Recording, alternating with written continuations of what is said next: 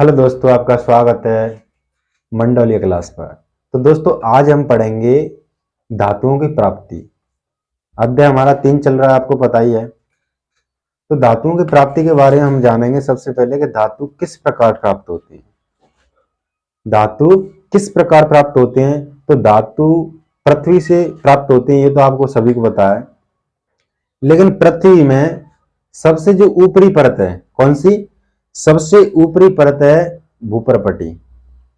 हमारी पृथ्वी की सबसे ऊपरी परत भूपरपटी है। ओके, तो भूपरपट्टी में अनेक अनेक प्रकार के मिश्रित पदार्थ पाए जाते हैं, और मिश्रित पदार्थों में अनेक अनेक तकनीकी द्वारा, मानव निर्मित तकनीकी द्वारा उन धातुओं को क्या करते हैं? पृथक करते हैं, अलग करते हैं, शुद्धिकरण करते हैं।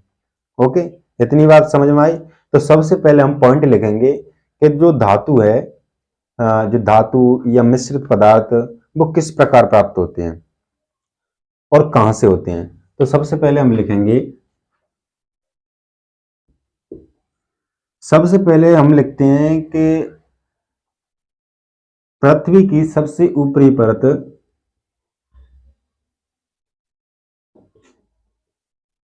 पृथ्वी की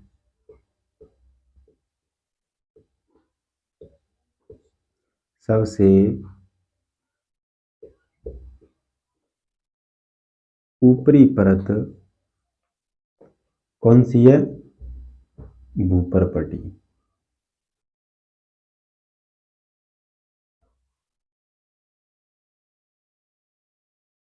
तो देखो, पृथ्वी की जो सबसे ऊपरी परत है वो है भूपरपट्टी।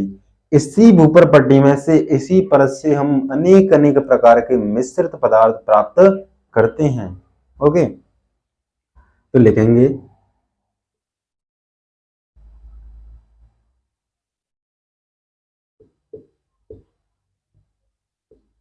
धातुओं का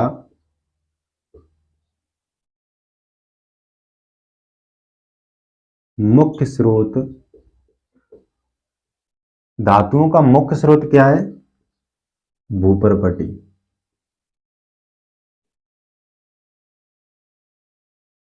क्या है? भूपरपटी है। धातुओं का मुख्य स्रोत क्या है? भूपरपटी।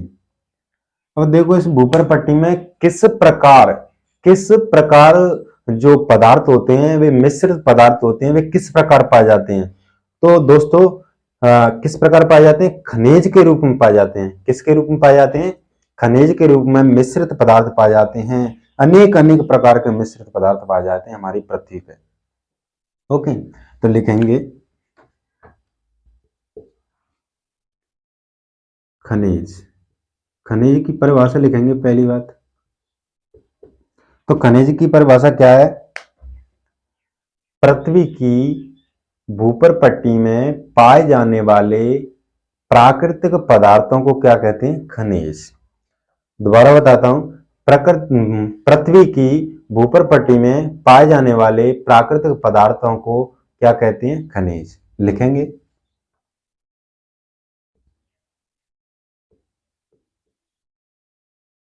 पृथ्वी की भूपरपट्टी में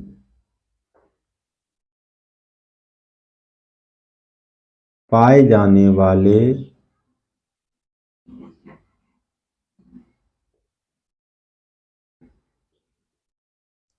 प्राकृतिक पदार्थों को क्या कहते हैं? खनिज। पृथ्वी की भूपरपट्टी में पाए जाने वाले प्राकृतिक पदार्थों को, यहां को लिखेंगे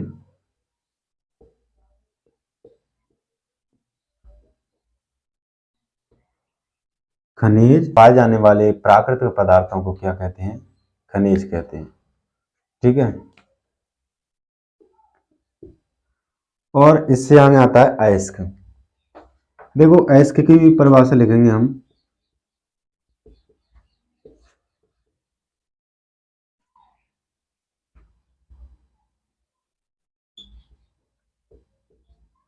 खनिजों में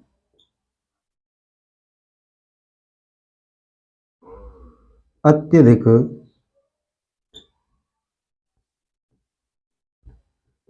मात्रा में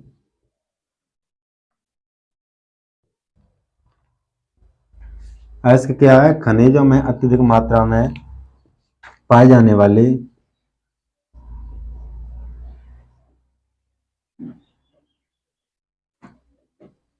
विशेष पदार्थों को क्या कहते हैं? अयस्क कहते हैं। अयस्क कहते हैं। तो देखो क्या है, ये 4 पॉइंट हैं। धातुओं की प्राप्तियां किस प्रकार प्राप्त होते हैं और किस प्रकार पाए जाते हैं। तो देखो पृथ्वी की सबसे ऊपरी परत होती है भूपर पट्टी। क्या होती है? भूपर पट्टी होती है। धातुओं का मुख्य स्रोत होता है हमारा भूपर पट्टी, क्योंकि मुख्य स्रोत का अर्थ है तो वहां से अधिक मात्रा में धातु प्राप्त होते हो। क्या है? वहां से अधिक मात्रा में धातु प्राप्त होते हो, तो वो क्या है? धातुओं का मुख्य स्रोत क्या है? भूपर पट्टी, अर्थात पृथ्वी की सबसे ऊपरी परत। खनिज पृथ्वी की भूपर पट्टी में पाए जाने वाले प्राकृतिक खनिजों को पृथ्वी की भूपर पट्टी में पाए जाने वाले प्राकृतिक पदार्थों को क्या कहते हैं? खनिज कहते हैं। तो इतनी बात समझ में आई। अब अयस्क खनिजों में अत्यधिक मात्रा में पाए जाने वाले विशेष पदार्थों को। अब इन खनिजों में एक विशेष पदार्थ पाया जाता है, वो भी अत्यधिक मात्रा में, तो वो क्या है? अयस्क होता है। क्या होता है? अयस्क। तो इतना आपको समझ में आया होगा, मुझे पूरी उम्मीद है। ओके, तो चलते हैं अगले कदम की ओर।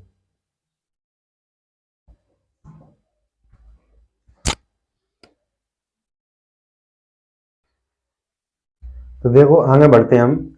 अब है धातुओं का निष्कर्षण। क्या है दोस्तों? धातुओं का निष्कर्षण।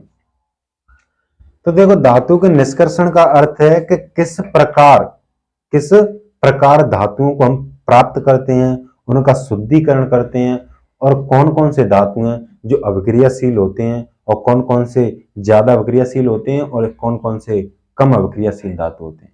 ओके, तो देखेंगे हमारे पॉइंट हैं कि सबसे कम अभिक्रियाशील धातु क्या है? सबसे कम अभिक्रियाशील धातु है सोना है, चांदी है, तांबा है, प्लेटिनम है। क्या है? प्लेटिनम। तो ये 4 ऐसे धातु हैं जो बहुत ही कम अभिक्रियाशील धातु हैं। ये अभिक्रिया करते ही नहीं है, यानी ना के बराबर करते हैं ये अभिक्रिया। ओके, और ये स्वतंत्र रूप में रहते हैं। पृथ्वी की भूपर पट्टी पर क्या रहते हैं? स्वतंत्र रूप में रहते हैं। ओके, वैसे ही स्वतंत्र रूप में रहते हैं, लेकिन इनके भी कुछ अयस्क हैं। अयस्क अर्थात ये उनमें घुले मिले होते हैं। भूपर पट्टी में अंदर ये घुले मिले होते हैं उनमें। तो क्या है? देखो ये पृथ्वी पर स्वतंत्र अवस्था में पाए जाते हैं वैसे, लेकिन कॉपर और सिल्वर ये जो 2 धातु हैं, इनके जो अयस्क हैं वे क्या है? ऑक्साइड है कॉपर का। क्या है? ऑक्साइड। और सिल्वर का क्या है? सल्फाइड। ये अयस्क हैं इनके। ओके, इतनी बात समझ में आई। अब आते हैं हमारे अगले पॉइंट की ओर। सबसे अधिक अभिक्रियाशील धातु क्या है? सबसे अधिक अभिक्रियाशील धातु सोडियम, पोटेशियम, मैग्नीशियम, एल्यूमिनियम और कैल्शियम। क्या है? पोटेशियम, सोडियम, मैग्नीशियम, एल्यूमिनियम और कैल्शियम ये बहुत ही तेज अभिक्रिया करते हैं। क्या करते हैं? बहुत ही तेज। सोडियम जैसे धातु और पोटेशियम जैसे धातु को अगर हम खुले में रख दें, किसमें? खुले में रख दें, तो ये बहुत ही तीव्रता से आग पकड़ लेते हैं। क्या करते हैं? बहुत ही तीव्रता से आग पकड़ लेते हैं। इसी के लिए, यानी इनको खुले से बचाने के लिए इन्हें केरोसिन के तेल में रखा जाता है। किसमें रखा जाता है? केरोसिन के तेल में, ताकि आग ना पकड़े। ओके, इनके अयस्क देखो, अयस्क क्या है? ये कार्बोनेट, ऑक्साइड, सल्फाइड, ये इनके अयस्क हैं, चारों पांचों धातुओं के। ये बहुत ही अभिक्रियाशील धातु हैं, आपको इतना पता पड़ गया। और ये इतने अभिक्रियाशील धातु हैं, इतने अभिक्रियाशील धातु हैं कि स्वतंत्र अवस्था पाए ही नहीं जाते। पृथ्वी की भूपर पट्टी में ये स्वतंत्र अवस्था में पाए ही नहीं जाते, क्योंकि जब इतनी तेज अभिक्रिया कर रहे हैं, इतनी तीव्रता से अभिक्रिया कर रहे हैं, तो वे अकेले तो नहीं रह सकते, यानी कोई ना कोई साथ चाहिए। ठीक है, तो इसलिए वे तीव्रता से अभिक्रिया करते हैं और इनके ये क्या है, अयस्क, कार्बोनेट, ऑक्साइड और सल्फाइड, ये क्या है, इनके अयस्क हैं। इनसे मिलकर ये पृथ्वी के अंदर भूपर पट्टी में पाए जाते हैं। इतनी बात समझ में आई? आगे चलते हैं। ये इतने यहाँ तक तो आपकी बात समझ में आई, इतने अभिक्रियाशील धातु हैं। तो ये 4-5 पॉइंट हैं, आपको ध्यान में रखने हैं और इनमें से परीक्षा में बहुत ही ज्यादा पूछ जाते हैं कि सबसे कम अभिक्रियाशील धातु कौन सा है, सबसे कम अभिक्रियाशील धातु कौन सा है। तो आपको लिखना है, जैसे हम लेते हैं सोना। सोना अभिक्रिया करता ही नहीं है, किसी से अभिक्रिया नहीं करता। ओके, तांबा है, चांदी आप लिख सकते हैं। ओके, तो मिलते हैं आगे के टॉपिक पे। ओके, हाँ तो देखो दोस्तों, ये पॉइंट है कुछ। देखो हमने क्या क्या पढ़ लिया, सबसे तेज अभिक्रियाशील धातु पढ़ लिए, सबसे कम अभिक्रियाशील धातु पढ़ लिए। अब पढ़ेंगे हम मध्यम अभिक्रियाशील धातु, यानी मीडियम अभिक्रियाशील धातु। ओके, तो देखो मध्यम अभिक्रियाशील धातु हैं जिंक है, लेड है और आयरन है। क्या है? जिंक है, लेड है, आयरन है। जिंक, लेड अर्थात सीसा और आयरन अर्थात लोहा। Okay, Fe। इनके अयस्क क्या होते हैं? कार्बोनेट होते हैं, सल्फाइड होते हैं और ऑक्साइड होते हैं। ओके, क्या होते हैं? कार्बोनेट होते हैं, सल्फाइड होते हैं, ऑक्साइड होते हैं। ये इनके अयस्क होते हैं। इनके साथ मिलकर ये पृथ्वी में पाए जाते हैं, अर्थात पृथ्वी की जो भूपर पट्टी है, ऊपरी परत, उसमें पाए जाते हैं। और मानव निर्मित अनेक तकनीक द्वारा ये अलग किए जाते हैं। ओके, देखो आपने ये एक गौर की होगी, आपने अगर पढ़ा होगा जो धातु और अधातु वाला पार्ट है, कि उसमें जो अधिकतम धातु हैं उनके अयस्क क्या है? ऑक्साइड। उनका अयस्क क्या है? ऑक्साइड। तो ऑक्साइड इसलिए है क्योंकि जो अधिकतम, ये क्या है? अधिकतम अभिक्रियाशील धातु है। जो ऑक्साइड है ना, ये अयस्क सबसे अधिक या अधिकतम अभिक्रियाशील धातु है। धातु नहीं, अयस्क है, सॉरी। ये अयस्क क्या है? सबसे अधिक अभिक्रियाशील है, पहली बात। और ये दूसरी, पृथ्वी पर प्रचुर मात्रा में पाया जाता है ऑक्सीजन के रूप में। किसके रूप में पाया जाता है ये ऑक्साइड? पृथ्वी की जो ऊपरी परत है उसमें अधिकतम मात्रा में पाया जाता है या प्रचुर मात्रा में पाया जाता है। क्या? ये ऑक्साइड। इतनी बात समझ में आई? अगर नहीं आई हो तो दोबारा बताता हूं, देखो ध्यान से। देखो हमने क्या क्या पढ़ लिया। हमने पढ़ा धातुओं की प्राप्ति। ओके, उनमें पढ़े थे हमने खनिज, अयस्क और जो भूपर पट्टी है, यानी पृथ्वी के सबसे ऊपरी परत भूपर पट्टी। और भूपर पट्टी धातुओं का मुख्य स्रोत है, ये बात समझ में आई। और उसके बाद पढ़े थे हमने सबसे तेज अभिक्रियाशील धातु। क्या पढ़े थे? सबसे तेज अभिक्रियाशील धातु पढ़े थे। तो सबसे तेज अभिक्रियाशील धातु कौन से हैं? पोटेशियम है, सोडियम है, मैग्नीशियम है, एल्यूमिनियम है, कैल्शियम है। ओके, और उसके बाद पढ़े थे हमने सबसे जो कम अभिक्रियाशील धातु हैं, वे क्या है? सोना है, चांदी है, प्लेटिनम है आदि। ओके, और अब हम पढ़ेंगे मध्यम अभिक्रियाशील धातु, यानी ये पढ़ लिए तो इनको दोहराता हूं। ये मध्यम अभिक्रियाशील धातु ना तो ज्यादा अभिक्रिया करें, यानी ना तो ज्यादा तेज अभिक्रिया करें और ना ही कम, अर्थात मध्यम। ओके, तो मध्यम अभिक्रियाशील धातु होते हैं आयरन है, ओके, लेड है अर्थात सीसा और जिंक है। ओके, जेड है। इनके ऑक्साइड होते हैं कार्बोनेट